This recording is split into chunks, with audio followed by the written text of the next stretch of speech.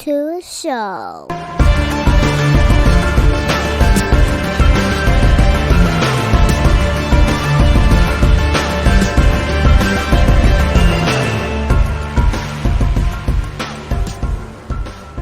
What's going on, everybody? It's episode 101. I just want to announce that because we just did 100, and I'm not going to announce the numbers anymore. So, welcome back to another episode of the podcast. So, my guest, returning guest. It's been a year, It's man.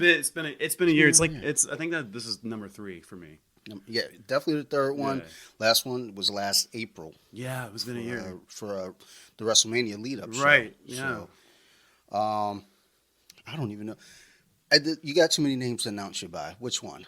It's Matt Savage. We'll do that. We'll do Okay, this. We'll I'm do gonna go that. with Matt Savage. Yeah. Matt Savage is back. Yeah. So we're just gonna shoot the shit. We're gonna talk some shit. I didn't have a plan, so There is no plan. 100 was like well planned out, and then 101's like Fuck plans, dude. Just say words. Yeah. Just make words. Fuck plans. So just as a heads up, there's some concern here. The mixer has a weird smell, like it might blow up. So this episode might not get completed. Yeah. But we'll still release it. Yeah. And whatever. Post-mortem. You'll get what you get. But how you been, man? Man, I've been good. Just doing my thing. You know, doing the. I had my first did my first jiu-jitsu tournament. Oh, nice. It was a few months ago. The Fuji. It was on the Eastern Shore. I got, let's see, double silver. Nice. It was a very taxing event. I didn't like. I had like this weird allergy. I have allergies, and it wasn't COVID. Let's just put that to rest. It was not COVID. But COVID's canceled now, so I can talk biological warfare, son. Take that to the tournament. Yeah, COVID's over now. But I can talk about it. But no, it wasn't COVID. I had some weird allergy. I couldn't really breathe well, and not to make excuses, but I was feeling like shit. And I still got double silver. Learning experience. I was in the absolute, where guys much smaller than me. I mean, it's really hard at blue belt to find a guy on the Eastern Shore who's just as big. The only guy that's bigger than me I train with, and he's like 6'9", 320. Sheesh. Yeah, Big Pat. Shout out to Big Pat. But yeah, man, been good. Just still doing the podcast, slightly uninspirational podcast. I think I changed the name since last time. Yes. Yeah, so, but, it wasn't really fitting. The name wasn't really fitting with what I was doing. It wasn't really fitting with comedy. It was too intense, and I kind of just was like, I need to go straight comedy. It's just me talking shit to myself. And I've had guests on, and that's the new thing. I'm gonna have guests on coming up. I have just gonna be my buddies shooting the shit, Yeah, that's kind of how this one is. Like every so often, I'll get someone new. Yeah. Usually if I get someone on as a guest, it's because I want to be friends with them, so we can have those podcasts later. Yeah, you can't have you can have complete strangers on there. There's people that do it, but it's best that you already know what they're going to be putting out, what they're going to say. Yeah.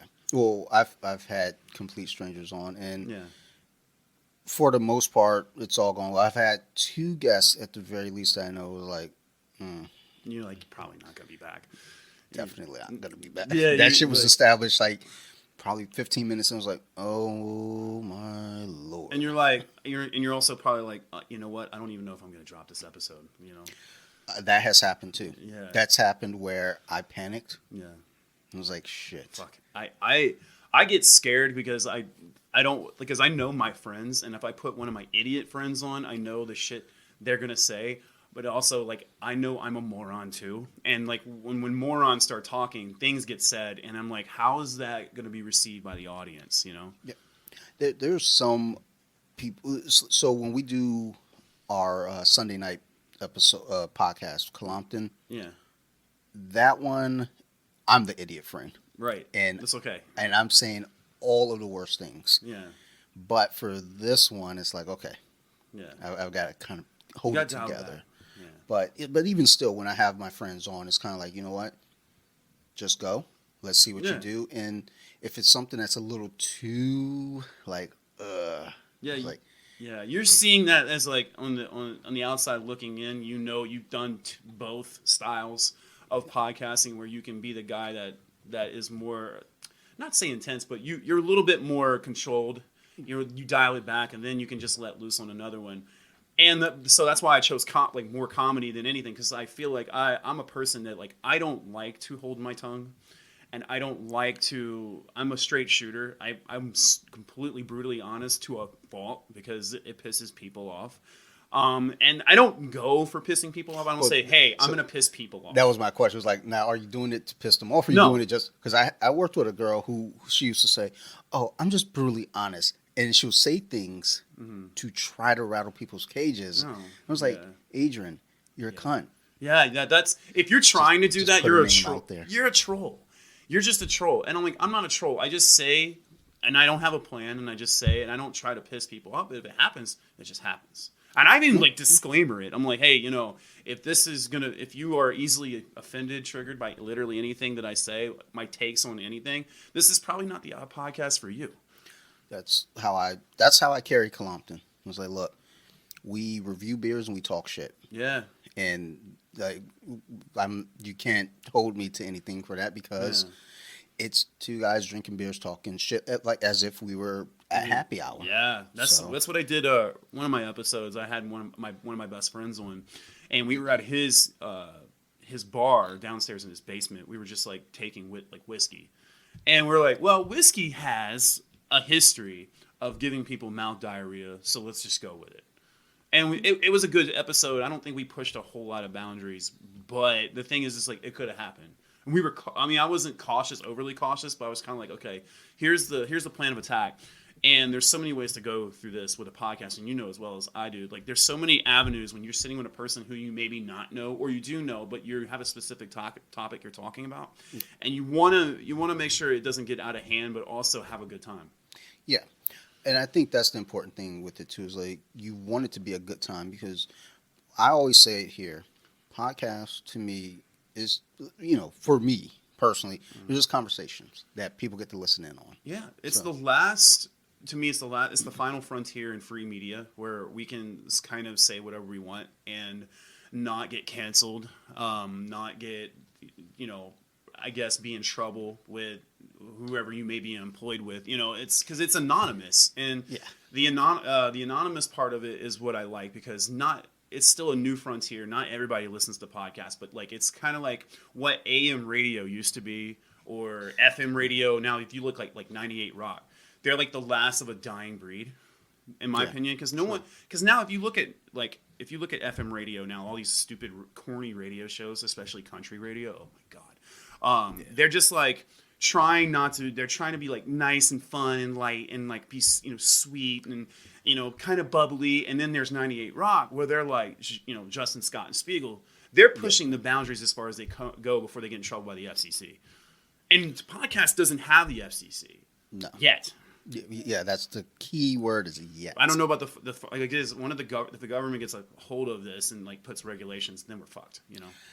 But the question is, and I don't know a whole lot about, all the ins and outs of, the FCC and media control, but it's like, at what point, would the government stop and say, okay, we want to take control of this, and, because I guess network wise, Right. That's what it would really come down to, because, there are networks out there, podcast networks, where they're like, look, you join my network and, we're all going to make money, or join my network and I'm going to make money and you think you're making money, but we're going to control what you're saying. Your output, you're going to have an itinerary, you're going to have a schedule. And that's where my issue is with joining a network. If I know the network is full of good people who let you have free reign, then I'm good with it. But then there's those ones that are going to be like, no, we control everything. And if you ever leave us, we take all your content.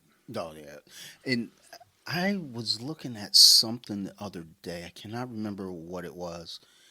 And I'm trying to like figure out, I think I was doing t-shirts. I don't fucking know. Whatever it was I was doing, it got to a point where they're like, basically anything you put through us, we own. And I was like, Glad I read the small print. Yeah. And I fucking never read shit. Fuck those guys, dude. Yeah, I was Fuck like, those guys. no.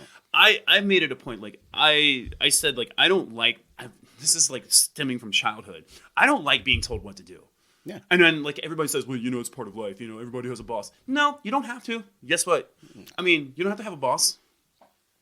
Well, that also goes with, I had this discussion with a coworker the other day talking about, doing what you like Yeah. and doing a job that you hate.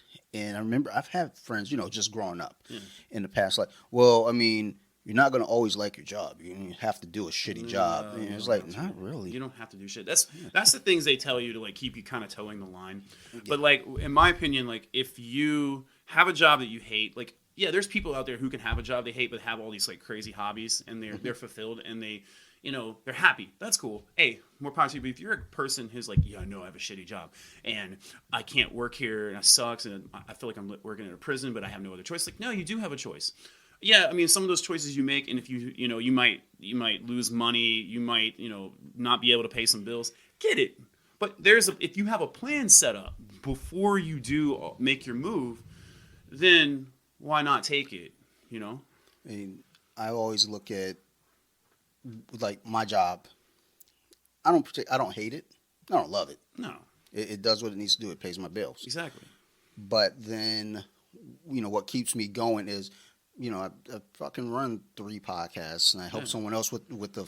I guess I helped. I don't know if I fucking helped them. I probably don't. You probably have. I mean, you've helped me. I mean, I know that. I mean, you've helped me along the way. But it's like doing all this because I was talking to a friend last week, and they messaged like, "Hey, what are you doing?" I go down a list of things I was all doing at once. Like, I'm editing this podcast. I'm waiting to record with somebody. I'm working on a t-shirt. I'm doing this. I'm doing this. I'm doing that. Putting out merch. And I was like, actually, I guess I'm doing a lot of shit right now. And, that kind of goes to the whole thing of people calling other people lazy. And it's like, well, it's not that. Because I'm guilty of calling myself lazy. And it's like, it's not that I'm lazy. It's just like I don't want to do the shit that, someone else tells me to do versus this is what I want to do. Right. And then you're prioritizing. That's not being lazy. You're having a plan set up where you can prioritize whatever it is you're doing, whether you're editing, whether you're having someone, whether you're dropping the podcast on whatever avenue.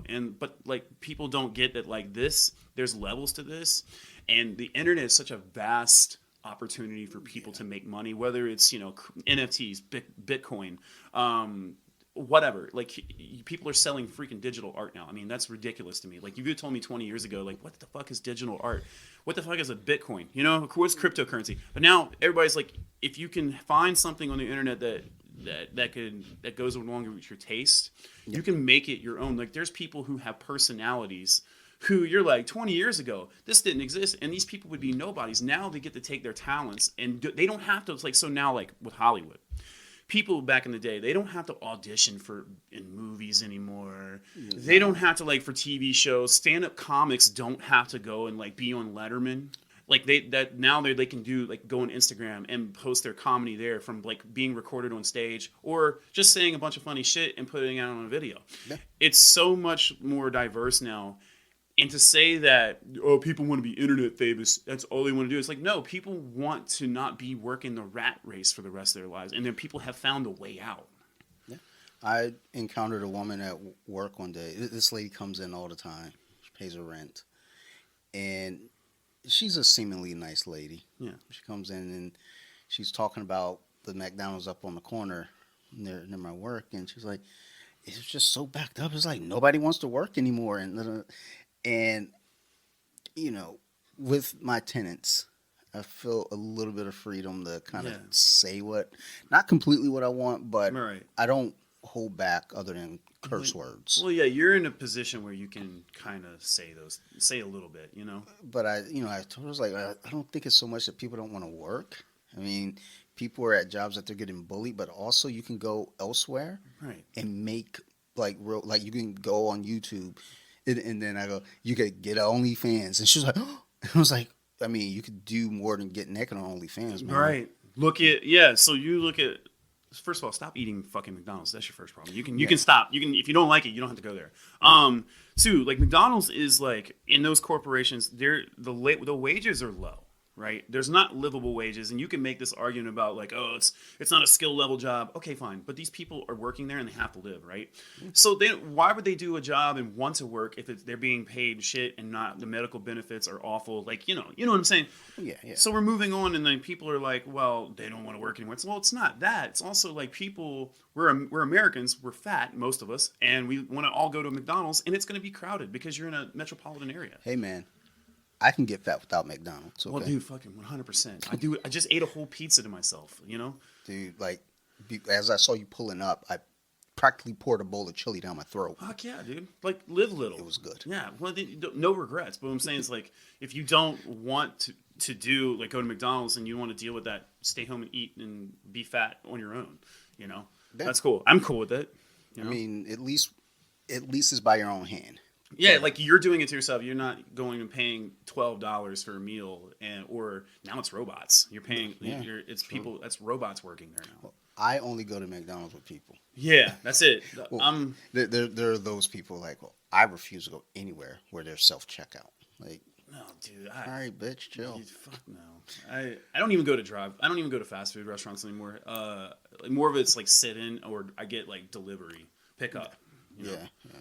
Well, the COVID kind of like readjusted everything with that. Yes. I think people are more convenient. Like I'd rather go pick up and then go sit in a line, or Yeah, like I think COVID also opened the door with just what we're talking about, though, other avenues for people to make money. Because once you got into this ideal of like offices saying, "Oh, well, you can work from home," yes, then motherfuckers were like, "Well, why have I been working from the office for the past 15 years?" all this time, and now we're getting to a point where everyone doesn't even have to be there.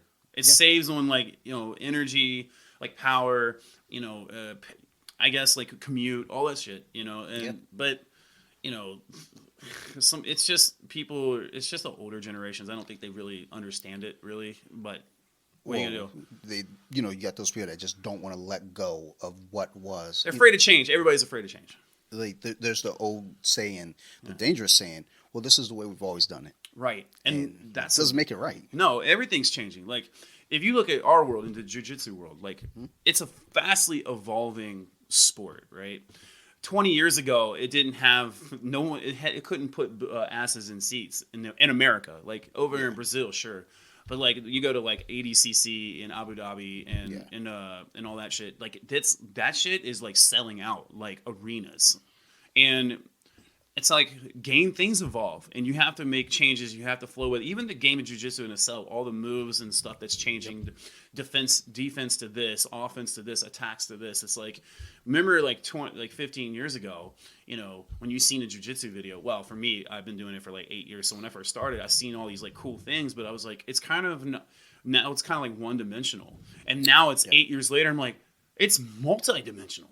Yeah. So many like facets of how it evolves into this weird spider web.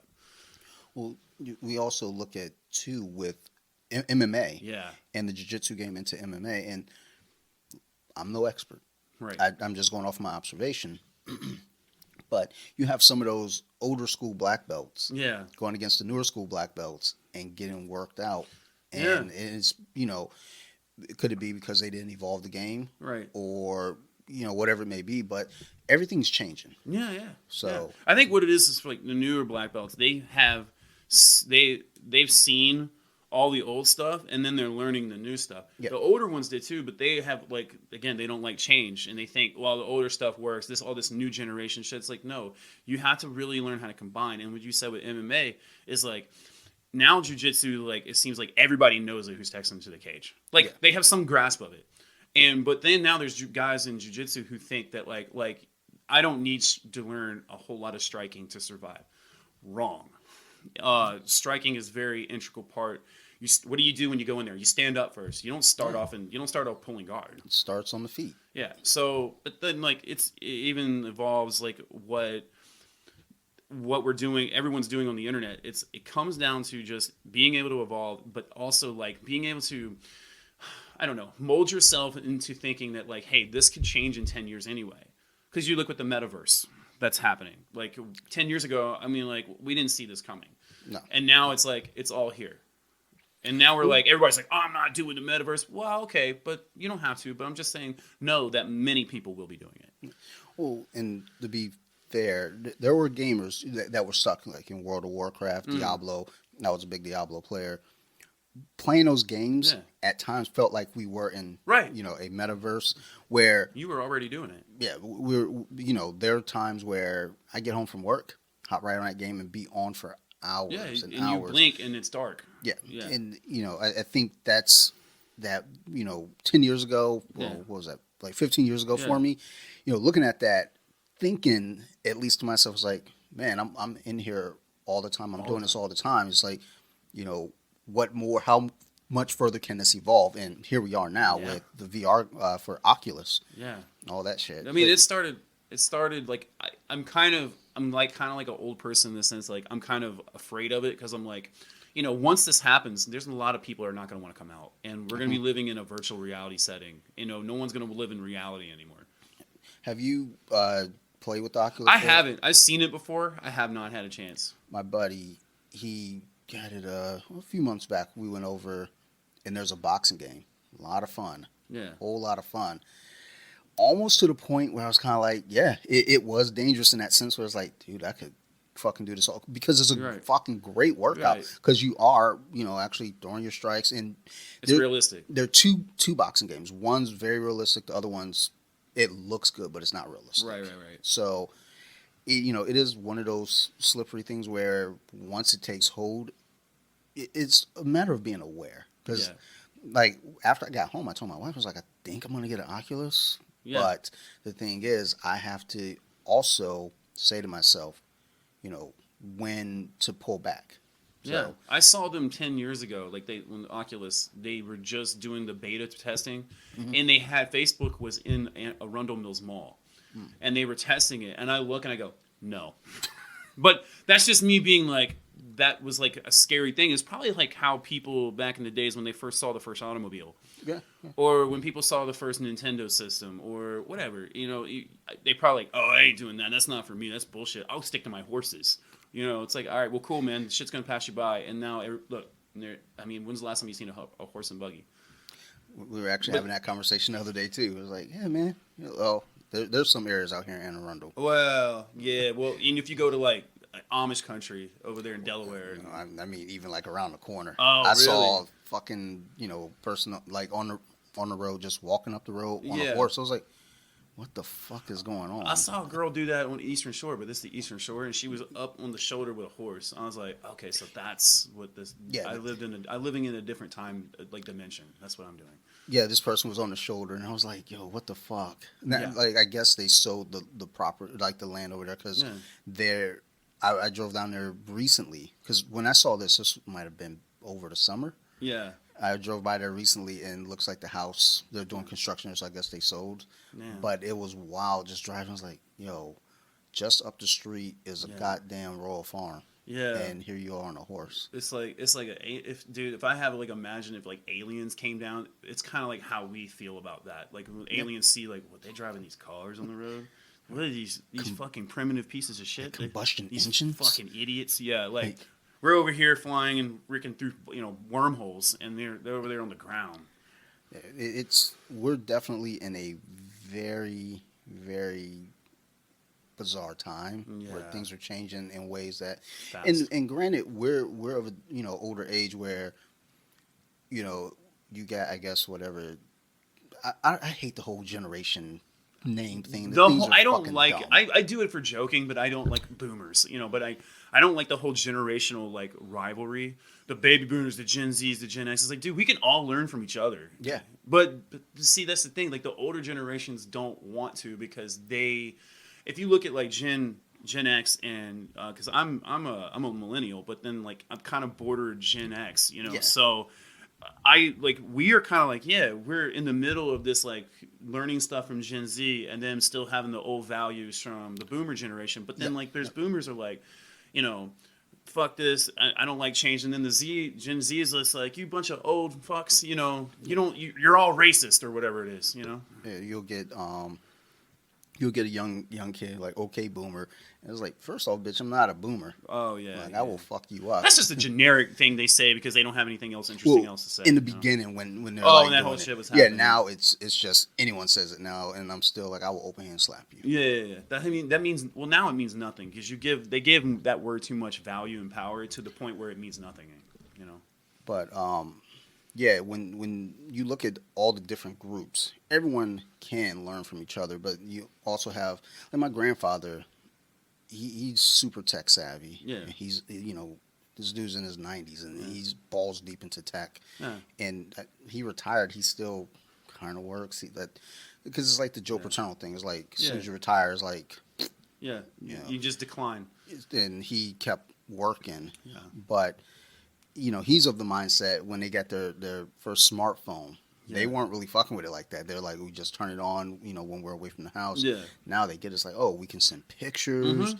They still don't fuck with text messaging, but Yeah. they'll always tell me to send, stuff of Sophie. Yeah. They still email and shit. Like they email hardcore. Like, Dude, my dad texts me. He's so weird because he's caught in like weird vortex too. Because he'll text me, and he has an iPhone, and he's on Facebook and whatever. But then like he'll call me and leave me a voicemail. That's like I'm like, I'm not fucking listening to that shit. yeah. And I have like the transcription that goes through, and it's just like this paragraph. I'm like, no, delete. He's like, I said, Dad, you gotta stop leaving me voicemails. He's like, well, how else do I know when to call you back? I'm like, you'll know because when I call you back, and that's it. Well, even at work, we now have it where when we're calling to collect rent, Yeah. oh, you ain't answering? Because I tell people as soon as I get them in there, we're talking. I was like, look, Yeah. we do communicate through text. Right. Because if you're like me, you don't recognize the number, you ain't answering. Yeah. So is it all right if I text you? They're like, yeah, absolutely. Go ahead and text because I'll respond to that. That's better. But that's the world we're in now, though, Yeah. where most people would prefer to get the text because you can at least see the text, like, okay, I can deal with that later, versus having to go through the voicemail system. Right, but don't text me paragraphs, dude. Like, Well, yeah. you know what I'm saying? Like, sometimes I'll do it, like, if I haven't seen my friends in a while. But if I see you every day, that shit can fucking wait until I see you. Yeah. Well, there's a weird middle ground because I hate the super short texts, Yeah, like the unnecessary ones, like Right. K. Like, Oh, no, that's just like don't even bother. I hate when women do that, but my wife does that. Okay, what is that? Well, I know what that means. Yeah, my wife does that. I'm like, fuck. Yeah. But it also works too when she's buying me action figures. She bought me a Doctor Strange today, and she was like, "Do you want this one or this one?" And I go, "Yes." She's like, "Okay, which one?" I was like, "Yes." She goes, "Both?" "Yes." Okay. Okay, that's deserved, and Which means I'm only getting one. There's context to that, but my wife will do that when she's driving because she doesn't like to text and drive. She uses like the hands free. Sure. But she'll just say K, and that's it. But like the whole vague text messaging too. It's like I hate LOL. First of all, if I say something, and I know this is like narcissism, but if I say something fucking funny to you and you type back LOL, that means like I didn't take the time to really understand and read it, and it's just like your joke sucks. And I'm like, okay, just tell me it sucks, or be like, hey man, that's not funny. I don't think that's funny. LOL, that's so innocent. I don't know that I've ever typed LOL. Now I will type. So there's degrees to my haha. Yeah. If you get the haha, that means. Is it the haha spaced out where you have ha ha ha? So I don't space any of that shit. Okay, it's yeah, just like if you get like 4 ha's, then it's like, okay, it was Yeah. enjoyable. If you get the ha, it's like, don't fuck. But then people don't even laugh, message even when they do the emojis, or they go like ha ha. Maybe not for you, but for me, it's like if I don't laugh at something, I don't respond. So and that's me. It's like if I don't laugh, I'm not responding. If like I got one buddy, he will send me memes. Like most of the memes that I post, it's usually this dude farming and finding these things and sending because it's like, well, I know you're gonna post something fucked up, so here you do it, and I'll give him the haha. Yeah. If I see it, I like it, I'm gonna do it. Yeah. If I don't respond, it's just like, eh. The only time like I like telling stories because I have a lot of stupid stories, and from a long military career and also jujitsu, whatever, or being a parent, whatever. But like I hate texting these stories. Like I will just be like, "Hey man, I will see you when I'll tell you the story when I see you." Except the only time I like reading those long paragraphs is when Danny Patrick does them on Instagram. Yes. And I'm like, I will take the time to read this because this is some wild shit. I like his memes because he'll post a meme Has nothing, that has to, do. nothing to do with the story. He gets you like caught with. It's great marketing, and I applaud him for it. It's great marketing. He'll have a meme, you'll read it, and then you're like, if you're a first time, you're like, okay, what's the caption say? And then it goes, you just get hooked with the caption. You're like, well, that fucking shit didn't mean goddamn Like, thing. that shit went in another But also direction. glad that I read that caption because that's fucking hilarious. And when you read it, there's really not a whole lot I can respond to after that because I'm like, what do I add to this? Nothing. You just be like, man, that shit was funny as fuck. Most times that I respond to him, it is like, dude, I don't have any words for what the fuck you're thinking. Yeah. You are a maniac. He's a maniac. He lives I have a subtle effect of mania in my own brain. Like, but like that guy, like he lives a very interesting life. Only because I think he lives where he lives. For sure. Because that's a fucking hotbed for insanity. I wonder though, because he seems like the kind of individual. If you take him out of there, he's still a lunatic. He's gonna find a situation where he is like involved in, and it's like you're a magnet for insanity. Yeah, he's definitely a madman, and I embrace that because without him, like Instagram is a lesser place without Danny Patrick. Dude, sure. With him, like I kind of similar in that way because like I attract drama for whatever reason, and I don't like ask for it. It just happens to me. When you see situations, you're like, why the fuck am I involved? And then why is this having to affect me? Because I had nothing to do with it. Yeah, in those cases too, like again using Danny as that example and where he lives. I'm almost 1,000% certain it's like he wakes up in the morning, he knows what's about to go down. He goes out. It's not like, that he knows, but it's like he knows some shit. He's like, if I step on this subway train, some shit's gonna happen. Yeah. Not even that. Just step on the street in that city. Like he told me some story. I can't even remember, but it was just this wild ass story having to do with parking. It was just simply about parking, and it took a turn. I was just like, okay, I don't know if that's made up or if that's real, but I would watch a short film on that. I would watch. They can turn that into a Coen Brothers movie. Yeah, that shit. But yeah, that's an interesting cat. Like, that's what's the thing about jiu-jitsu, man. Like, and I can speak a little bit on this, but like, jiu-jitsu attracts certain personality types, and those personality types I click with the most. And I can't, like, for some reason it attracts mentally ill people. And you know what I mean? That's what it is. It is. You have to be mentally ill to do a sport where you're not really getting paid, but someone's choking you and you're choking someone else. For some medals that you couldn't even sell in a pawn shop. You know what I'm saying? You can buy those medals for $3 at a trophy shop. You definitely can. You can buy a gi and say you're fucking a black belt. You can do that stolen valor thing, But, like... And that's the thing, like, my brain, the way I work is I always identify with borderline mentally ill people, whether it's military veterans, whether it's jiu-jitsu guys, or I always align myself with salesmen, guys would get the gab, the silver tongue devils, as they call them, and lawyers. And because all those guys people are mentally ill. You have to be. And I'm borderline myself. That explains, my job, we do sales. Yeah. I hate it. Right. But people are like, oh, you're good at it. It's like, it's not that I'm good at it. It's just like I'm here. Yeah. You're gullible. Right. Like, it's either you're gullible or I have a way with words. I don't know that I have a way with words, but I know I get people when they come into those doors. Like I had a dude come in the other day. We're about to sell his shit. It was auction time. Yeah. He was about to sell his shit. Yeah. After about 15 minutes, we got to talking. He was almost okay with me selling this shit. Dude, I heard a quote because I pinned it on my Facebook. I was like, it was Jeff Winger from the show Community, and he said that I learned from a very young age if I say the right words that I can make people do what I want. Either the truth is relative or I'm God. Either way, booyah. And I was like, that's the kind of people that I dealt with. Like I deal with, and it's the kind of person I am. It's having to get the gab, but also like the jiu-jitsu community has those people in it too. There's a certain level of insanity in that whole spectrum. I don't think. Well, and that's the thing too.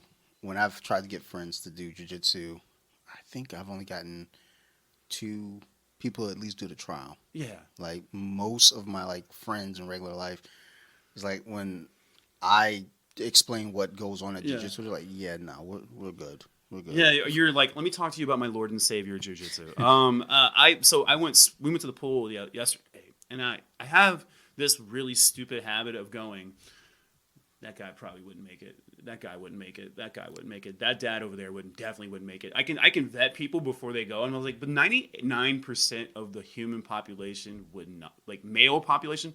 We could put females in a whole different bubble itself because there's like even more of a minority there. But most like men look at that and we go, oh man, people touching each other, or oh man, I got to exercise, or I got to sweat, and they look at that and they get scared, like, oh, people being choked. And then that even levels like the playing field and eliminates even more people. Like I said, those people are probably sane, mostly. Because if you're an outsider, you've never done it in your life, and you're looking in, you're like, this is fucking crazy. Yeah. Who would do this shit? I mean, there are also, Buffalo Wild Wings crowd. Mm-hmm. You'll go there. And actually, so I put up a post. You commented on it, actually. And right now, there's a war of words going on between 2 guys. I did not see that. And one guy told him, like pull up. Like, oh, shit. Show up to my gym. He said his gym name was like, I'm across the bridge. Yeah. And, when I see stuff like that, or, you hear the Buffalo Wild Wings crowd talking, and it's like, yeah, man, but you got to be careful with that situation, because if you tell a guy pull up, he might, and also he might not be coming unarmed. Yeah. So the conversation, the way that it looks like it's going, the guy's going to show up, but it looks like it might actually be civil. It looks like okay. It. I don't know. We'll see when the news report comes out. Yeah, we'll see in the WBAL or whatever. But you gotta be, man. I stay away. I used to do that shit early on the internet. I used to be like, "Fuck you, come on, I'll fight you." Yeah. Then now I'm like, "Hey, man, you know what? It's easy to get my IP address. It's easy to find where I live. It's easy to come." And then like, I don't know where you're at mentally. If you're gonna come to my house at wherever you live, you're already fucking fucked in the head. So what else are you gonna do when you get there? I've gotten away from, at this point, replying to any comments, any shitty comments. Like, if people, make a comment, I might, give a smiley face or a laugh emoji. Or if it's something that I feel like, okay, I can talk, on this, or give words of some kind of, something. But if somebody, let's say I put up a post recently, and the audio is fucked. Instagram's been fucking all my audio up. Yeah, I noticed that. And there were a couple of people who made a comment. So I replied to them just like, look, I don't know what's going on with the audio. It was fine when I first put it on. And then when I listened to it back, it was fine. I don't know. Now, now it's not. But then when there are people that are saying, really shitty things, like someone commented on, I shared Nerd Rage Radio's, a recent episode from them. And it had Moon Knight on the cover, and someone got on there and went off, like saying a lot of horrible things. And I didn't reply. Right. I was just like, I don't have to reply. If anything, they're bumping you up in the algorithm. Yeah. So when people do argue, I used to delete it. Now I let it go because it's getting me views. It's moving me. Bad publicity is better than no publicity, as they say. Because like my whole thing is, like I said, I'm not getting involved because first off, I'm not good at arguing, like especially online, because it's just like, no, what's the point? Yeah, it's like we're arguing online. Like, you're over here 500 miles away or wherever it is. I'm over here, and it's like, it always turns into that, like, again, pull up, like, let's see what's up. And it's like, bitch, you are in fucking San Diego, right? Like, I'm on East Coast, right? Like, what are we doing here? So it's a lot of posturing and peacocking. It's never, if you did, like, most people, if you did show up or someone did show up, the people would piss themselves. Like, oh my God, I can't believe this happened. Whoa. And now on a positive note, though, I had someone, when I put up a post, and every so often I tag where I'm at. Yeah. And they saw the city. And they're like, oh, you're in that area?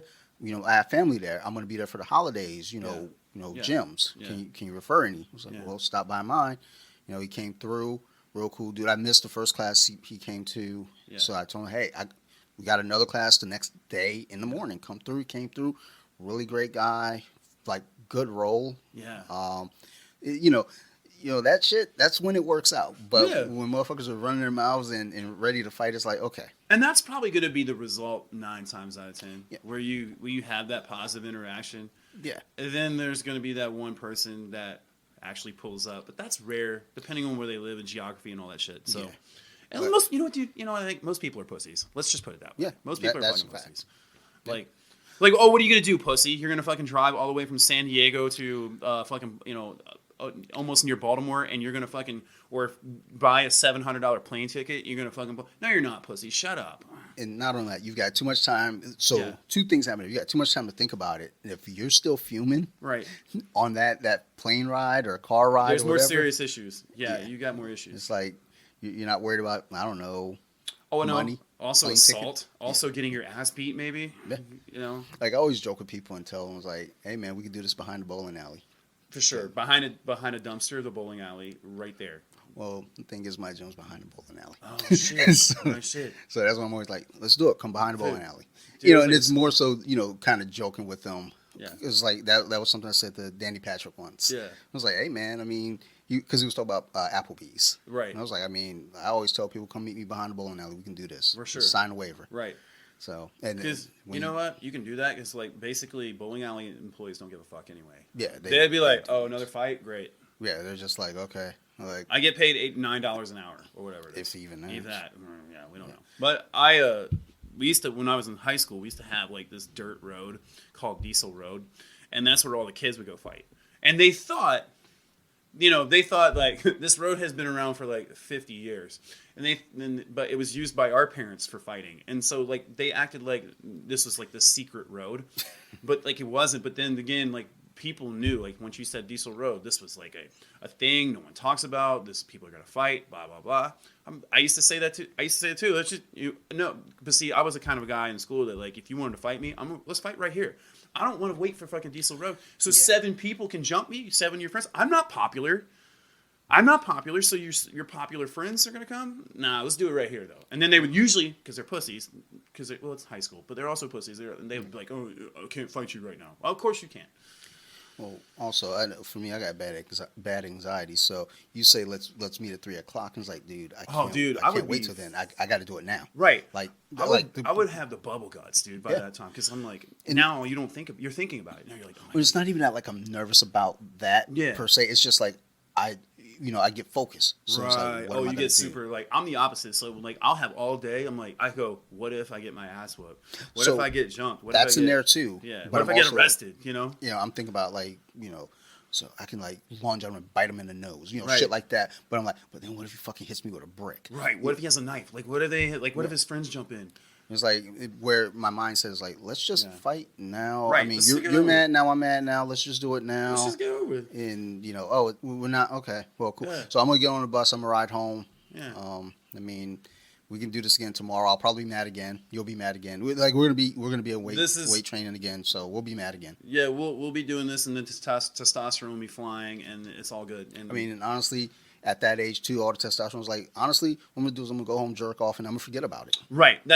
Dude, that's like my favorite quote from my favorite quote from a Joe Rogan's like comedy, where he was just like, if you feel like there's a situation and like with a relationship, and you're like, oh man, do I like this girl? Jerk off first. Jerk off before any decision. Most times I didn't like the girl. Yeah, that's actually what happened. Andrew Schultz said that too. He was just like, yo, why these girls get mad because we have commitment issues? He's like, no, I jerked off before, and then I like decided I didn't like her. Like I was like, man, I get that shit. I used to do that shit all the time. I'm like, if I was like, if you haven't been laid in a while, and then you're like, all right, she's down. Okay, so we do the thing. We get close, and I'm like, okay, well, let me do this. Let me jerk off. Get the clear, pull the goalie, as they say it. Yeah. And then we go, okay, well, goddamn, dude, she's fucking annoying as shit. Before you're like, I love her, but. Yeah. Then after I was like, I'm gonna go ahead and play some NHL on fucking Super Nintendo. Just Yeah, to be honest, I'm just gonna go play some Madden. I don't even want to. It's like I have no other plans. Like, so hey, are you coming out? Nah, No, I mean, I'm kind of busy right now. Yeah, I'm kind of I kind of rubbed out the problem, if you know what I It's mean. like maybe next week. Yeah, that's Like it. That's the thing. let it build back up. I Yeah, don't we'll know. see. Give it a month. I'll talk to you in a month. That's when it'll build up. But yeah, man. Like, there's so many. Like, the internet is such a fucking weird place, and I hate it, but I also love it because I'm trying to like do my thing on it. But you like sometimes I just take my phone and toss it under my bed and just walk away sometimes because of the stupid shit that I see there. Yeah, I mean, I I get into these pockets, especially with Instagram, Yeah. where there's momentum. I'm posting. It's like I don't know how many fucking accounts I have, but there's too many. And it's like, okay, got to keep all that momentum going, posting all these things, and I feel good. Then there's some days I look, it's like, God damn it, I don't want to do any of this, and I don't have to.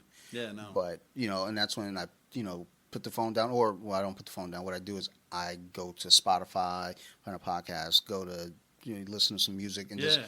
go fucking move around. I was like, get up, go for a walk. Go That's what jog. that's what we do. That's what I did. Like I'll go to like, dude, when I go to the gym, sometimes I don't even take my phone with me. I leave it in my truck because I don't need the distraction. Like I listen to music, but then like the music to me is just like it's just white noise. I don't really hear it when I'm working out. Yeah. It's just there for much like this is. It's just there. Yep. So like, but like the internet, I'll be sitting there. If I bring my phone, I'll be sitting there on a weight bench and like. I'm like my rest period, and I'll be like, "Oh fuck, it's been like 4 minutes." Oh, Yeah. fuck. I'm guilty of that. Yeah. It's weird with again the internet, just the devices we have to connect to the internet. We're puppets. Yeah. Yeah, let's go with that. That's We probably are. the best We're all one. puppets. Yeah. But like even now, like here at the house, it gets kind of frustrating. Sometimes I have to tell my daughters like, get off the iPad. My wife, she's on her phone watching some Bridgerton bullshit on Netflix. Yeah. I'm pen and paper, writing notes. Yeah. For the podcast. Like, okay, Yeah. like I say, I'm writing notes. Again, for this one, there are no notes. I was like, look, we're just gonna fucking talk. Right. As you all can tell, like, Yeah, we're just going. we there's no itinerary, there's no schedule, and that's the way you got to do it, man. Like again, we were talking about earlier, like when you have these guests that you really don't know, or you have a specific thing you want to talk about with some of your friends, Yeah. you kind of keep it. You got to keep it like in this like circle. But then right now when you're just saying we're just talking about fucking rubbing one out before a date, Yeah, like, that's not something I'm going to write down in notes. Like, nah, jerk off before Talk date. about jerking off. Yeah. Like that's not something you. If my wife came over, like, what are you writing? Notes for the podcast? Jerk off. Yeah, I think like, I talk about jerking off on my podcast more than anyone, though. I So don't know. Compton gets yeah, fucking wild sometimes. I'm gonna have to pull up. I'm gonna have to pull up. Hey, I mean, look, if you got some time on a Sunday night, like 8:30, we're gonna we review beers, No and shit. we review beers in the sense of like I'm a regular dude, so Yeah. I don't know shit about beers. I don't know either. All I know is like what's the alcohol percentage? That's all 9? you need to know. I don't give a shit Alright. about all that. Like, I don't- exactly, my buddy, he's like reading notes like there's a grapefruit citrus taste here. It's like I don't give a fuck what's about that percentage? Yeah. 10? Oh, it's 5. 10, Good. We alright. about to get right. Like yeah. we rock and roll. Like, oh, okay, so you got a Miller Lite, so that goes in the party beer selection. All right, so we're gonna give 4.8%. All right, so we'll give that a 6. Yeah. Yeah. And in between all that, we just talk shit. If it's football season, we're talking about whatever bullshit's going on there.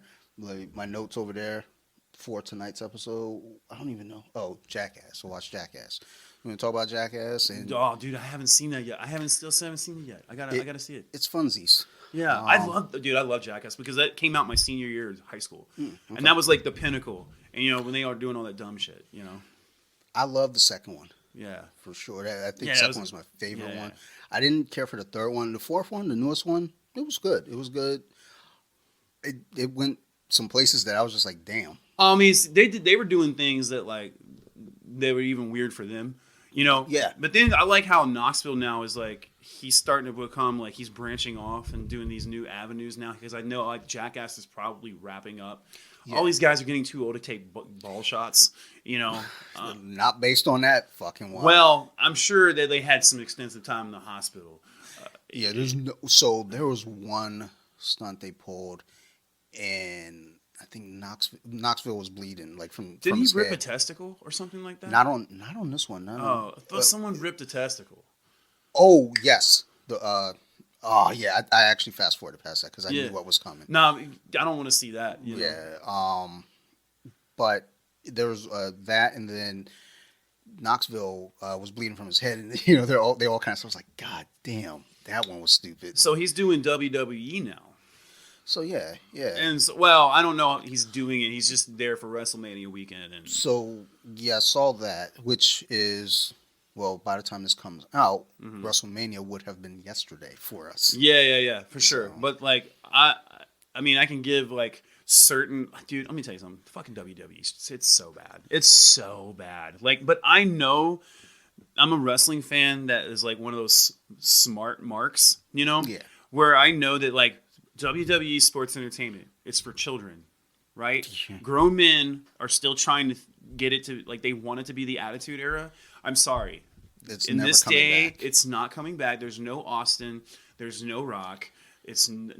Triple H just retired. There's none of that anymore.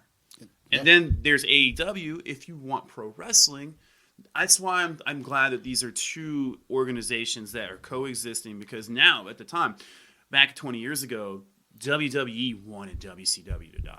Yeah. Because Vince McMahon hated Ted Turner. That's Yeah. what it was. He doesn't hate Tony Khan. But also, too, with Ted Turner putting Nitro on Monday night to go head to head with Raw, whereas Tony Khan isn't necessarily doing that. It's like, look, we can all exist in the same bubble. Yeah. We'll do ours on this night. They competed with NXT for a while, which Yeah. was the smart thing. You don't want to go after Raw or SmackDown. Yeah. Because they won't win. And NXT ended up moving. Yeah. They're like, all right, well, look, we're out of here. And that's the thing. It's like we were saying, you can all exist in the same bubble. Sure. But, when you have similar products, Yeah. there is the old school mindset of like, nope, there can only be one in town. And, Right. I mean, we got AEW, NWA, Impact. New Japan. Yeah. What's going on with Ring of Honor? It got bought by Tony Khan. Okay. Like, I knew Yeah. that they shut down. Then I heard that they got bought, but I was like, is that like real or, because I don't read articles. I look at headlines and say, okay, looks like a reliable source to move on with my day. Yeah. No. It's because I read all those sports Skita articles on Yeah. the Facebook. But anyway, like I see a lot of people it's more bitching with these articles. They're like, oh, this should have happened and I predicted this and they didn't do it. It's like, listen, WWE owes you nothing. And just because you want something, Vince is under no obligation to make it happen for you because you want it. So when I watched that episode of Vince McMahon on the Pat McAfee show, Okay. Yeah. dude, I have so much more of a respect for that man as a businessman because I didn't really fully understand I thought he was just being a maniacal, like he was losing touch, and he was like becoming like kind of like a geriatric. And I'm like, and he was talking to Matt, he sounds sharp as ever. And I said, like, okay, so he's just doing what he wants. And it's his business. It's his corporation. And he's like, I let people go. Yeah, I'm sorry about it, but business is business. I'm like, all right, people get fired every day.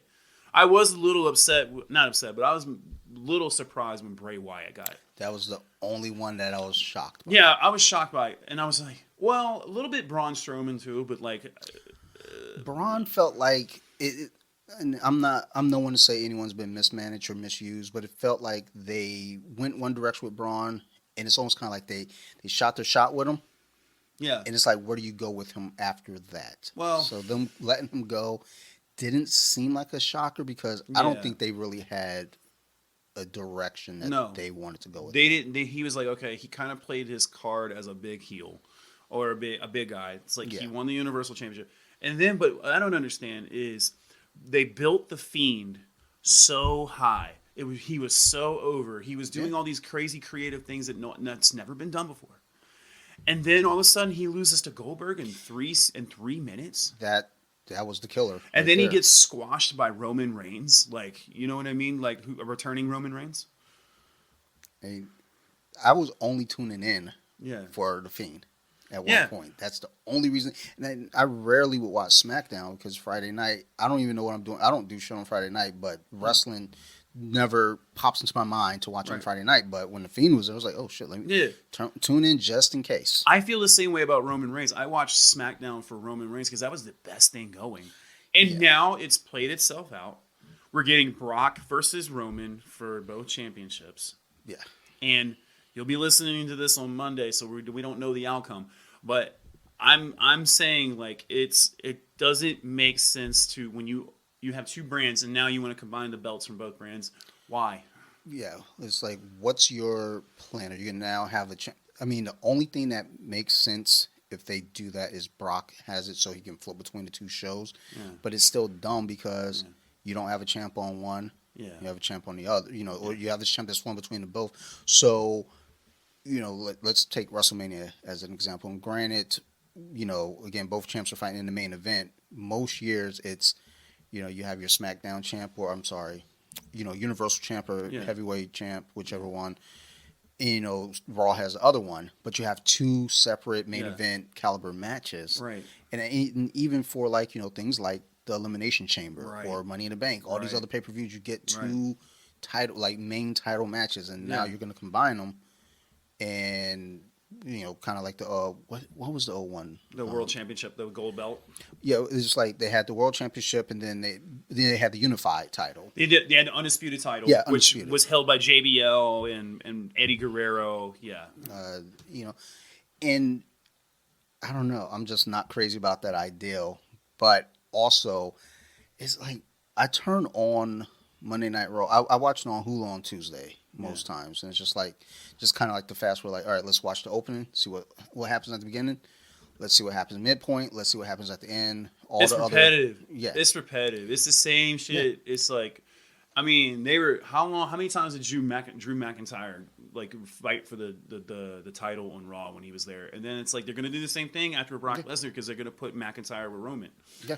So it's at a point now where I turn it on, but it's not necessarily to watch. Like, there's some you know, some wrestlers I'll tune in for. Like, I'll tune in to see, you know, what's going on in the women's division. Like, let's just see. All right, dude, they shit all over that women's division. When they brought back Ronda for Royal Rumble, I had strong feelings about that. I had strong feelings because I'm like, what you're doing is you're taking a spot away from someone who's earned it. Ronda is, Ronda's Ronda. She has a name. Okay, great. But why not this?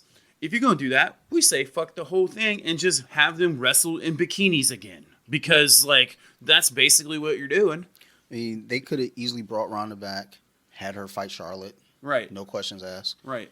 And who's fighting Becky for? Is it Bianca? It's Bianca Belair. And they could have Bianca win the Rumble. Yeah. You know, or, you know, again, we got other women on that roster to bring up. Yeah. You know, or to bring back. Or actually, I think they're pushing. I think Bianca got hurt, and they're pushing Trish Stratus for Becky because there was a whole ordeal where Becky got detained at the airport in Calgary, or no, excuse me, Quebec. And it was Trish's fault. Like, she called and said, "Hey, detain this person." So they're setting up some angle with Trish. I don't know if it's at WrestleMania, but I think it could be after. I'm like, "Hey man, listen, I love you, Trish, and I love you, Lita. Walk, bye, see you." Yeah, enough. When they announced the Lita versus Becky Lynch match, for the Elimination Chamber, I was just like, what? Yeah, I look at myself and I'm like, I'm almost like, they're older than me, Lita and Trish, and I'm like, hey, you know what? I learned that from a long time ago that there's certain things I can't do anymore. You're going to have to deal with that. Yeah. I mean, I'm having a hard time in this chair right now. Like, every time I lean forward. Yeah, I saw you like pulled a thing. My back is all fucked up. And I said, hey, ladies, you both have really gray hair, and now you're dyeing it. You're trying to pretend like it was 20 years ago. It's enough. I think also when you do certain angles in pro wrestling, you know who's going to, like, again, Lita versus Becky Lynch. Yeah. Leading into WrestleMania, we knew damn well that Lita was not winning that match. So why even have it? We knew that, and also, like, we knew you're not going to beat the Queen. You're not going to beat the daughter of Charlotte Flair. But also, like, it's like Lita, she looks great, but I'm saying, like, I never understood her real appeal to me. Like, she had this, like, weird, like, rocker look. Like she was like but extreme. She was with the Hardys, and then she had this old deal with Edge, and I'm just like, I never really was a fan of Lita. Like, I liked her when she was with the Hardys, but I liked the Hardys though. So, Uh, but then after that, it was almost kind of like China with DX, I love China. and after you know everything that happened with her and DX kind of went its own way, and she's in a different area. I don't know if it's so much I didn't have an issue with China, but just kind of how they were using China. It was Right. just like, okay, Yeah. I have no interest in this now. This is, No, no. When they made China hot, I was like, yeah, it was like, okay, And she looks like she eventually did that, but I was like, she looks kind of like a porn star. And yeah, then she did OnlyFans before it was OnlyFans, so. like, Right. But, like, the thing with Lita, like, I liked, like, they said Lita and Trish Stratus is the greatest female rivalry of all time. I was like, I disagree. I think it's Trish Stratus and Mickey James. So, like, yeah, that's to me, and I loved Mickey James. yeah. When she did that shit on camera, when she Yeah. did that, I was like, Oh, and the WrestleMania where she just straight up grabbed grabbed her by her and went, Yeah, it's like, bro. what the They said Vince was so mad. She's like, I'm surprised. She said in an interview, like, I'm surprised I didn't get fired for that. I was like, you surprised, bitch? You lucky you didn't get fucking put in jail Yeah. for that shit. because like looking at Trish, I don't think she was expecting that. No, but then they said Trish didn't mind it, but like she was like, it was good TV. Yeah. But then like Mickey, anyway. But like I'm not a hater of female wrestling. I just noticed that there's a lot of botches. Yes. And I don't know if it's because they lack the physical ability like men do. And I'm not saying like I'm not gonna be. No, It's not a I sexist get you. thing. It's a biological thing. But there's like it seems like there's a lot more botches in men. Or men when they botch, they know how to make it look like it wasn't such a botch. Well, I think also with some of the women, because even though we've come a long way with women's pro wrestling, Right. It's still not, up at the heights. No. I mean, you'll have someone like Charlotte Flair, you'll have someone like Mickey James at this point, Bianca Belair, Yeah. Bailey. In AEW, and- Jade Cargill, that girl can wrestle. Serena Deeb, she can wrestle. Like these are all Yeah. women who they get in there and you can see the work that they've put into Oh, it. yeah. And you see Ronda working as well. And Ronda coming from a background with martial arts, Yeah. with judo being the prime one, but she knows how to throw her body. So when Ronda came in, there was no expectation like, oh, this, she's going to pick it right up. But you can Right. see her putting in the work. Like the video I put up, Yeah. she's working. Oh yeah. And that's the thing, though. It's like you're still working, though. You're not at the level where if you botch something, Yeah. you can cover it up quick. Like her dedication to her craft. Like when you seen the pictures after she gave birth, like Becky gave birth, and she's in the gym, her and Seth doing the thing, and she's showing like she's completely ripped out of her mind. Yeah. But then like I see how like she's loved and she's the locker room leader in the female division. But like I hate how people shit on Charlotte Flair so much because. Yeah, her attitude is shit. But let me tell you something. She's living the gimmick because she's the daughter of the greatest of all time. I mean, you have that, but also, I mean, the thing with Charlotte too. I mean, again, she put in the work too. She did. It's not like she's just living off her dad's coattails. No. She's actually she actually worked because she was a volleyball player. And her dad really didn't teach her a whole lot because he wasn't really around because he was doing the fucking he was living on Space Mountain. He was out there making other styling and profiling. Yeah, making like, other franchises. Right. And she saw went to NXT, got the trial, but she like built herself into this phenomenon where like she has this like god complex in a way, but only because she earned it. It wasn't because she was gifted physically. We knew that, but it was a different sport. And then like she grew, and people give her shit because she has a shitty attitude. It's like no, she knows how much she's worth. Yeah, I mean, not she puts in the work, and if you put in the work, you want the payout from that Right. work. You don't want to put in the work, And like, that's anything. oh ho hum, like it's like I'm putting in the work, and now I'm just getting the bare minimum from my opponents or teammates or whoever. Yeah. If you put in the work, you want them all. I mean, when Brock fought Braun Strowman, and Braun messed up, and Brock hit him. Oh, that was a beautiful. Like he let him know, it's like, hey, you're not taking liberties with me. Yeah, Because I'll kill you. Like, I'll fuck you up. I mean, Brock In real life. Brock has been in this game for many, many years, and Braun coming in is like, look, respect what we're doing in here. This is what we're supposed to do here. Don't try to change the script. Don't disrespect me. I mean, like the thing what he did to Randy Orton. He did that because he could. He did that because Randy Orton is an asshole. But he split him open, and then he almost got in Chris Jericho almost got in a fist fight. Yeah, I remember that. I think Chris Jericho would hold his own. Chris Jericho's a different kind of cat. He He's doesn't seem like it. He grew up in that catch wrestling. Yeah. He grew up shoot wrestling, whatever it is. But like Jericho, I'm gonna tell you about that guy. That guy's he's the Madonna of wrestling because he keeps reinventing himself. Mm-hmm.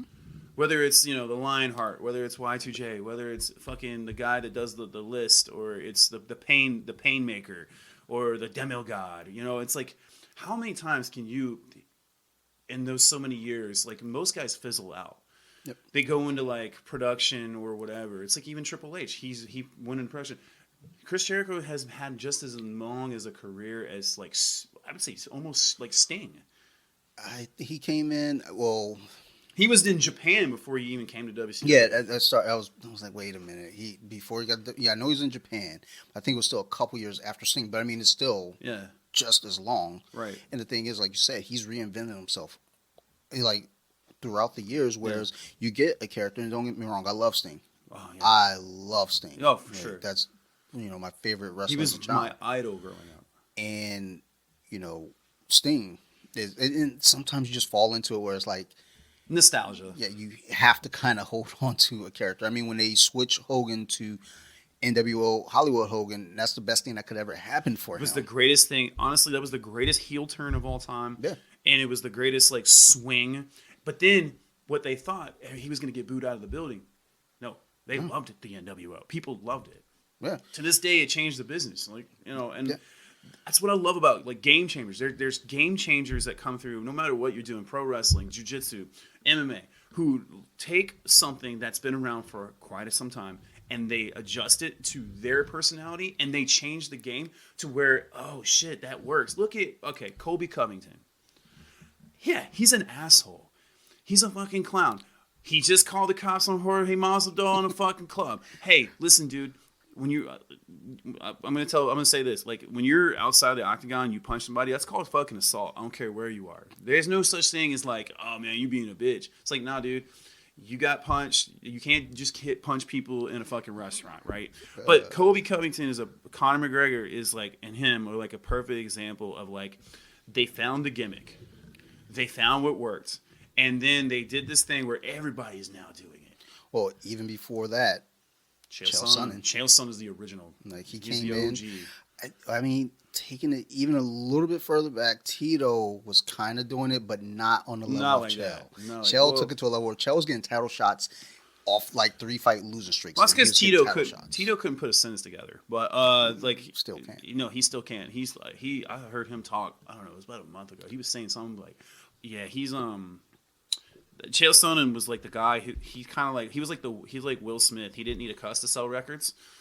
He didn't say any curse words. He was just like, you know what, Anderson Silva, I think you absolutely suck. And that was the thing too. He did it in a way where it's like it is very clear. You're selling like a pro wrestling demo right now, but people ate it up. Yeah, and for everyone who. There are people like we don't like it, we hate it, but we like when Chael does it. But because Chael did it in a way that was, I don't know, it was good. So Dana doesn't sell he doesn't promote the fighters, right? Yeah, and he shouldn't have to. What's his job? Promote the UFC, promote the fights itself, right? The fighters don't have the right. Some of them don't have the right people to be like, hey, they need a PR guy. They need this. They need these publicists to get them squared away on how to talk. None of them have that. But then there's people like UFC, MMA purists are like, I wish they would just fight and not talk. It's about honor and respect. Like, no, dude, it's an ass kicking contest with people in their underwear in a cage. And I was like, you're saying that like they should just fight like they're fucking martial artists in feudal Japan? No, this isn't one, right? Okay, so this is an entertainment. It's entertainment. It's on ESPN. This isn't like if ESPN just like, oh, guys just fight.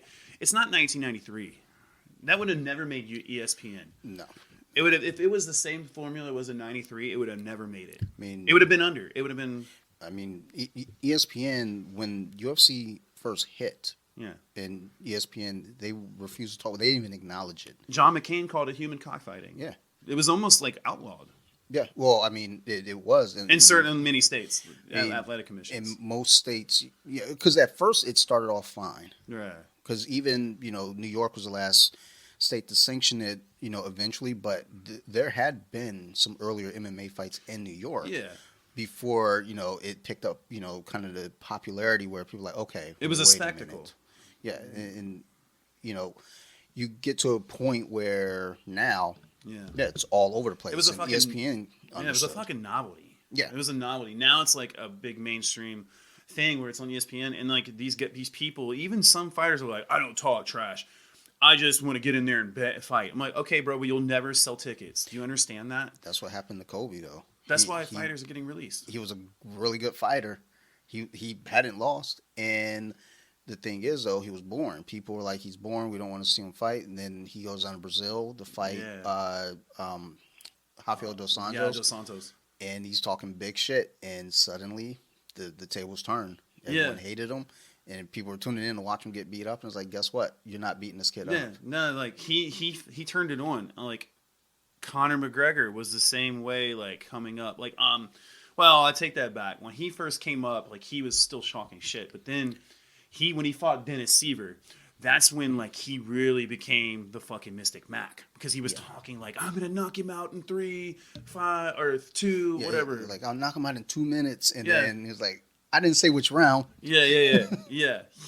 So like, again, it's a business, it's entertainment, and people who don't think that, they haven't been paying attention.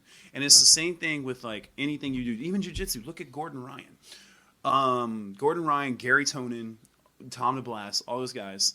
More so Gordon Ryan. Like he's a fucking heel. He's an asshole. And people hate him because he's like a fucking arrogant shit. But have you beat him? Has anybody beaten him? No. And Nogi, no. Like, so then shut him up if you can. But guess what? He doesn't. People think that like, oh, you need to be humble. Why? It's a fucking fight. I think there's a thing to that though too. When people say someone needs to be this or that, it's like maybe not. I mean, No. like for me, that's not my game. That's not my game either. But for me, Yeah. that's I'll be humble. But if you like, if we got a match Yeah. and you're talking big shit, Yeah. I'm probably not going to talk big shit back No, because I just don't have big shit to talk. yeah. It's like I'd rather just get out there and do what we're going to do. But that's the thing. I'm not going to tell you, hey man, don't talk shit. Right. Like talk No, all the you shit can't want. say like because we don't live in feudal. Like I said, we don't live in feudal Japan. We're not like none of us are Bruce Lee. We're not like fighting with honor and respect. We're not. This is not like some fucking clan. We're in an environment where people are paying good money to see these guys fight in a cage, and it needs to be entertaining, or they won't buy the tickets anymore. No. And so that's what the jiu-jitsu, like the sport jiu-jitsu, grown so much because of guys like Gordon Ryan. Also, the thing is too, that's getting kind of with MMA being on ESPN that they have the weekend cards. They have a fucking card every weekend, and there have been some really good cards that just haven't gotten any play, any press to it. Obviously, the pay-per-views are going to get more publicity behind it, and then you get the bigger shit talking. But a lot of these weekends, you get cards that are just masterpieces, and it's like, damn, dude, no one even knew this shit happened. I know. But- Well, there was a card, not this card that just happened, but like before that on ESPN, Yeah. it was a banger of a Yes. card. No one had to like talk shit. The fights were great. No one beefed it up. It was just what it was. The last one was it what's his name? Heavyweight Blades. Fucking destroyed that guy. Yeah, like I looked away for a second. You're going into the second round. Yeah. I looked away and I come back up and I just see the dude drop into the ground. I was like, oh my god, what did I miss? I looked down for 1 sec. Yeah. I come back and Blaze knocked this dude out. Curtis Blades in my opinion, he's great. I don't think he'll ever be champion, but he's he's still top 5. Yeah. But at heavyweight, that's not saying a whole lot. There's not a whole lot of top I heavyweights. think also Curtis Blaze is one of those guys that he could cut and get to 205. Dude, if he did, that'd be fucking dangerous. Like, because they were saying like he doesn't cut. at all. No, he doesn't So cut. it's like if he cut, and I'm not crazy about weight cutting. To be honest, I think it's fucking dumb. Yeah. But I fucking hate it. Yeah. I've never done it, but like I have a one of our fighters out of the lab right now. He's got a fight. I'll talk about that later, but he's got a fight coming up, and he's cutting. He's at 20. No, he's at 207 now. He has to get to 185 in a week, less than now. And it's taxing, and it's dumb, and it's not safe. But if you say I want to fight at 185, then we sign the contract. That's it. That's on you. you commit to 185. Commit to 185. And I'm not saying he made a mistake. Hey, it's like whatever you feel comfortable at fighting. But I know me. I ain't about the weight cut. No. Well, I'm a heavyweight. I don't care about that. But like, you'll never see me at 205. Like, a video came up on my Facebook. I hate saying so much. I do it. I don't care. Like, I sometimes I go back and cut them out if it's over. If like, because there's some recordings I'm like but like, but like, there was a video that came up. I want to say 2 years ago, maybe.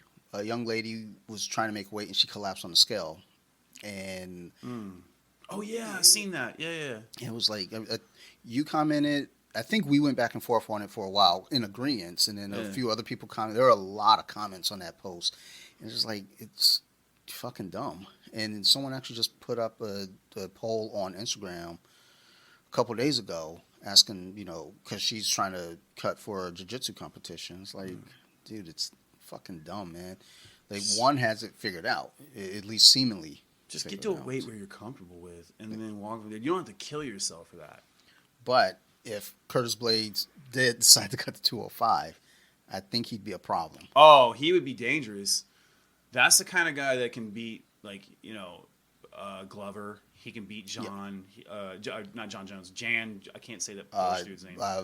Yeah. Blackowitz, Yeah. something like that. I think that's the right one, because I was saying some fucking other words that it wasn't a real word. You can't those Polish names. Like, what was the girl? Her name is Karolina. Yeah. Dude, she's not Jewish. I had a hard time saying Joanna Jurjecic. I still don't say But then it. there's that girl, Karolina Kowalkiewicz or some shit. I cannot say her name. When she fought Joanna, it was just like, yes, we're just going to say Carolina versus Joanna. John, there's a lot of fucking vowels in that shit. Like, fuck all this. Yeah. But like these cards, like you need a type of branding where sometimes like there's gonna be cards out there that are gonna be fucking barn burners and ones that are not. And if you don't you have to sell every one though. Yeah. And even so anyway, getting back to like what Dana doesn't have to like promote the fighters, they have to promote themselves, and a lot of them don't know how to do that because they don't have the right people. And that's like I swear to God, I talk shit about this in the NFL, not so much the NBA, because the NBA lets their players be players and individuals. The NFL and Major League Baseball. This is it. This is an interview. Hey, so hey, what happened out there? Oh, those guys played better. We lost. We didn't do so well. We made some mistakes, and they capitalized. I don't know why they have these interviews, because what gain as a journalist are you getting out of that? They're never going to say anything different, because they can't. Because this is me. This is what I would do. Because if you really want to build rivalries in the NFL and sports, you just being like, you know what? How'd you guys win? Winning the game? What'd you guys do different to win a game? Well, those guys suck, and you know what? Fuck them. That's it. And you know what? They fucking suck. Their quarterback sucks. Their city sucks. You know what I'm saying? Like, why isn't there more of that? Well, it's funny because we talked about that on Compton Yeah. a few months back. Rivalries in the NFL, especially, they're not what they used to be. No. Baltimore, Pittsburgh, Chiefs, Raiders. yeah, Chiefs, Raiders, Cowboys, Commanders. Don't get me started. Don't get me started. I'm glad you stopped. Yeah. 'Cause Okay, like- I'll say this: Cowboys, Eagles. How about that? I can't even. I mean, fucking Eagles, anyone in that division, to be Yeah, honest. really. Fucking worst fans. Yeah, you can't have like there used to be so many heated rivalries. Even in like the NBA is still very much a shit talking sport. Oh yeah. Like you've seen Russell Westbrook and LeBron James jawing at the other people all the time. They're talking shit to the fans, and then they're like, LeBron, what happened? Well, they ran their mouth and I kicked them out. That's it. Well, and that's the thing though too in the NBA.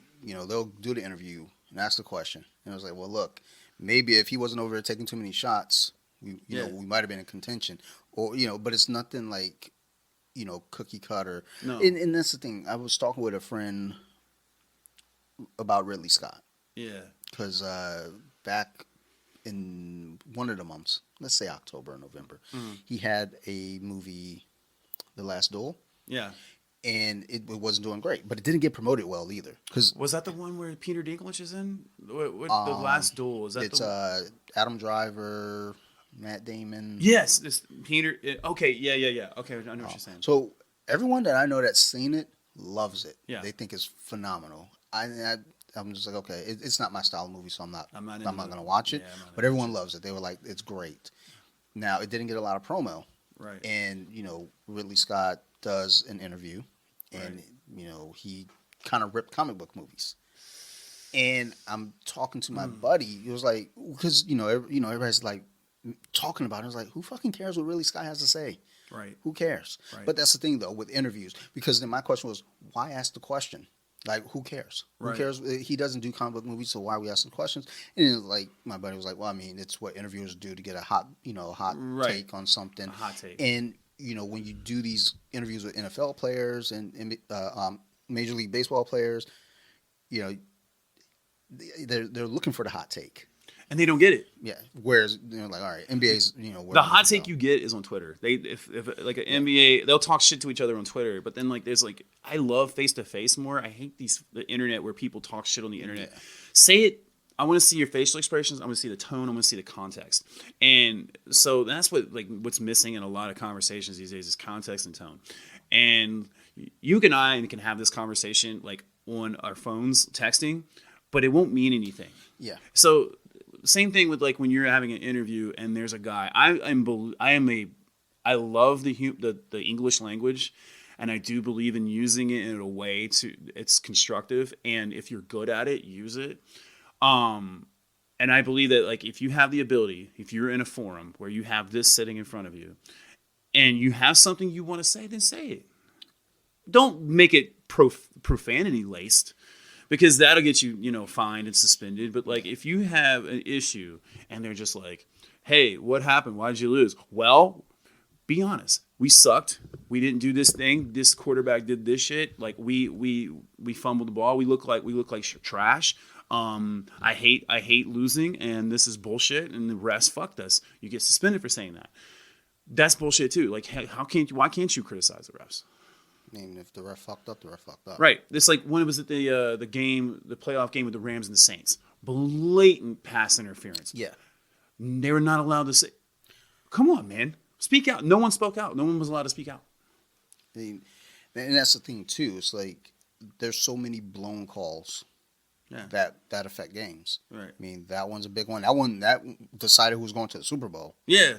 The Lions had a couple of them against the Seahawks in a playoff game. Yeah. And Lions ain't won a fucking playoff game since, Cowboys back in 92. Yeah. I was about to talk shit. I was like, damn, you're a Cowboys fan. I don't want to get into this right now. It's fun. We deserved it. Well, no, back then, I mean, that was a up-and-coming Cowboys team that was building with Emmett, Troy, and Irvin. But it was the last, big shine for Detroit. Yeah. It's oh my god! Y'all couldn't build around Barry. That's anyway. But that's elsewhere. Yeah. I don't feel like crying right now. Nah, dude, I've been crying for 26 years. So you know what I mean? Every fucking season. 30. Yeah. As of 2 months ago. Shit. Yeah. All right. Yeah. Okay. Never mind. You win this one, but It's not a competition. But yeah, we're both gonna cry after this is over. So separately though, not together. I'm gonna be in my truck and I'll cry. Really fucking weird. So I don't know. I guess I just like people who can take the English language and be able to express their thoughts and quote unquote talk shit without having repercussions, because we are in a society where it's the First Amendment. And the NBA has such a great catalyst for individuals because they're trying to sell the sport. Why do you think I know people would disagree with this and hate this, but basketball is being played in China. Why? Marketing. Why are they being marketed? Because they're marketing these like, guys like LeBron James and Russell Westbrook and James Harden. They're allowing them to be themselves on camera. No one in China knows who the fuck LaDainian Tomlinson is, or put it more current, no one knows who the fuck Ezekiel Elliott is. You know, they may know Tom Brady, maybe. Commercials, though. Commercials. That's different. You know, you got Tom Brady, Patrick Mahomes, and Aaron Rodgers in commercials. Sure. A little different. It. But, like, the NBA has such a grown spectrum. It's even trumped baseball as far as international, relations. Why? Because they allow their players to market themselves. And they allow personality. Yeah, personality is everything, in my opinion.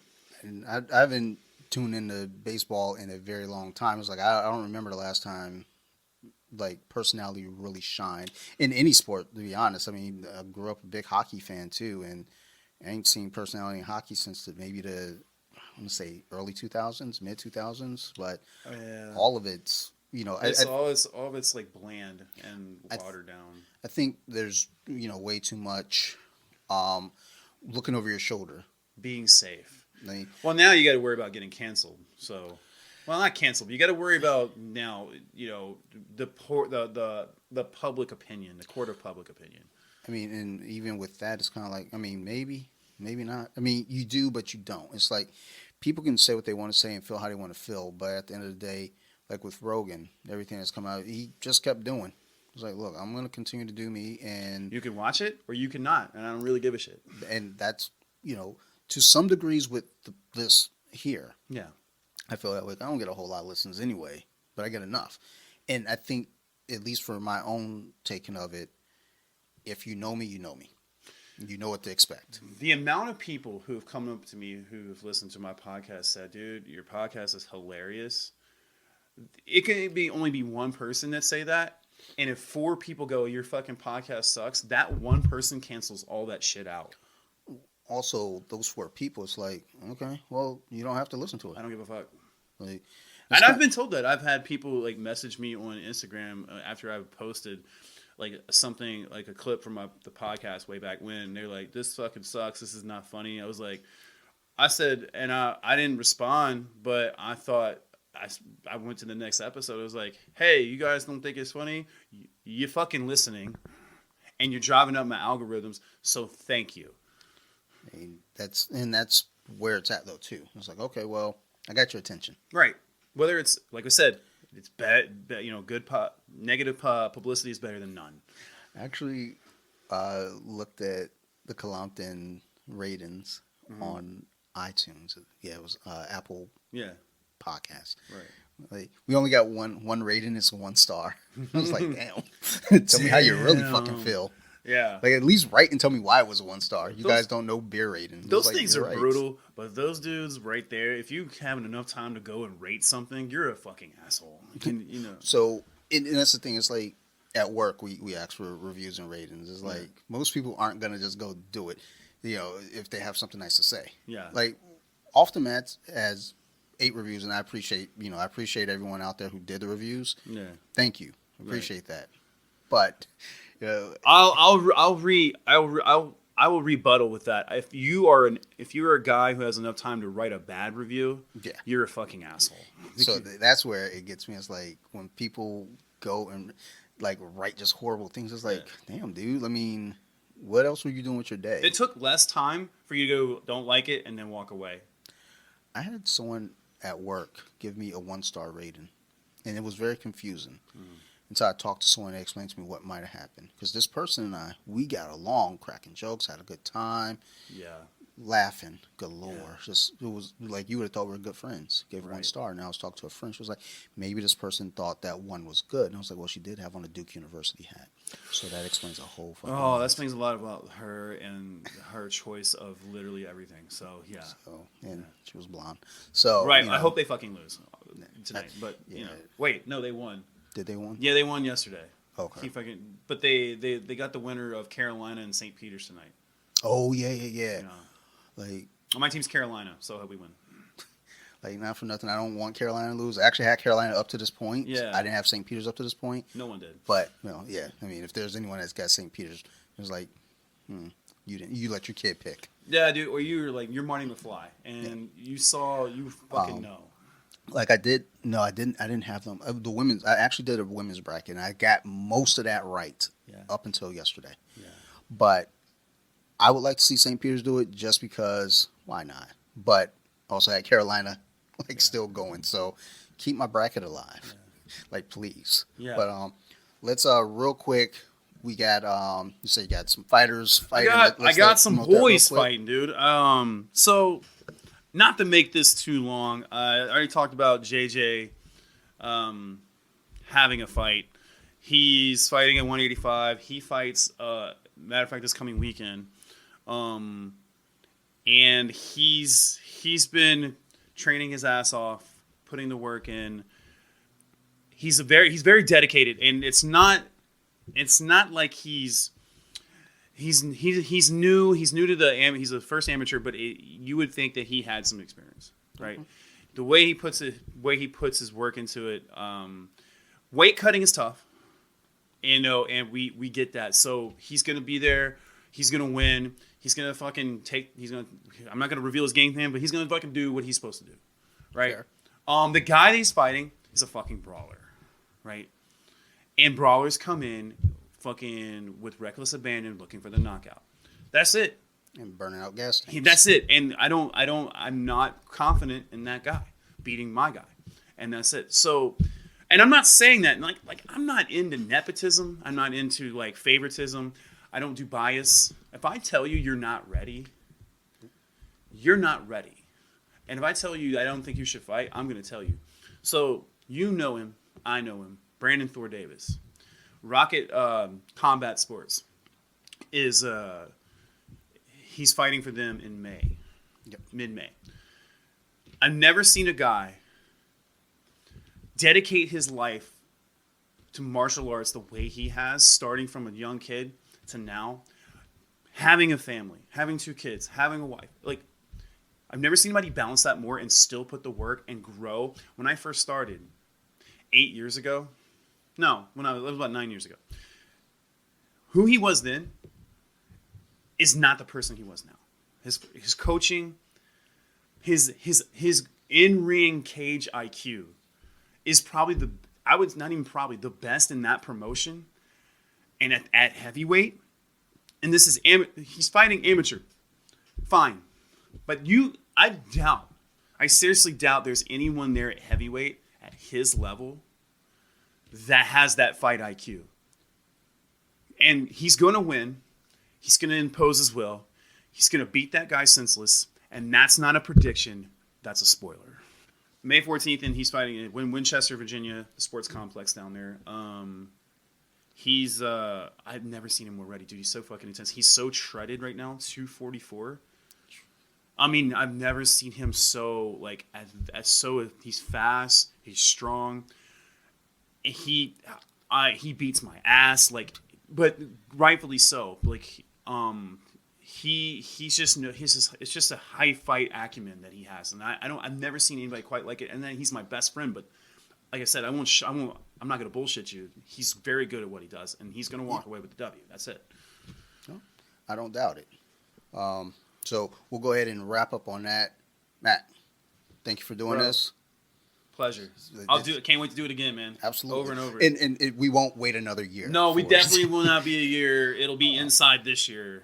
And let us know where we can find you. You can find me at SUP with Matt on Instagram. I used to be on Twitter. I got banned, perma-banned, from my controversial tweets. That's okay. I used to be on TikTok, but I hate TikTok. So I'm just on Instagram right now. So many twerk videos, though. There's so many twerk videos. There's a lot of that. And titty videos. But I can't. That's a rabbit hole, and I don't want to go down there because it's weird. So I also have my podcast, Slightly Uninspirational Podcast. You can find it anywhere you get your podcasts. All the works. Apple, all that shit. So find me there. Be there. Be square. If you want to if you are ever on the Eastern Shore, and if you want to get some really high-level jiu-jitsu training, come to the lab in Easton. We'll make it worth your while. And I'm going back on the road doing stand-up comedy again. So, not the road. I'm doing open mics. There it is. Ah, gotcha. All right. Gotcha. Fair enough. That's it. But as always, with everyone listening, thank you very much as always. I do appreciate it. We're at episode 101, and I didn't think we were going to make it this far. So thank you for making this worthwhile. If you got any questions, concerns, always feel free to reach out to me, Off the Mats Podcast on Instagram or bjj.wiki on Instagram. I'm always there. Big shout out to Eric and Allie. They operate Armbar Attic over there on Instagram and TikTok and maybe Twitter. I don't know. But go check out the website, too. They got a lot of cool merchandise. I got a couple of the rash guards and T-shirts here. Also, big shout out to BJJ Mama on Instagram. A good friend of mine. She was just on episode 100 with me. She's always promoting like great positivity in the jiu-jitsu community. So go check out. And also, if you're trying to get some good yummy food, go to flexpromills.com and use her offer code BJJMama20. It'll save you 20% or something. And then last shout out is to our other podcast, So You Like Horror. Go check that out. We're going to be talking about the Alien franchise and then American Horror Story upcoming. So if y'all like that kind of shit, go check it out. And then Compton, beer, trash talk, sports. That's what we do. Otherwise, thank you again. Love you all. Y'all keep listening, and I'll keep making the show. Thanks, everybody. Bye.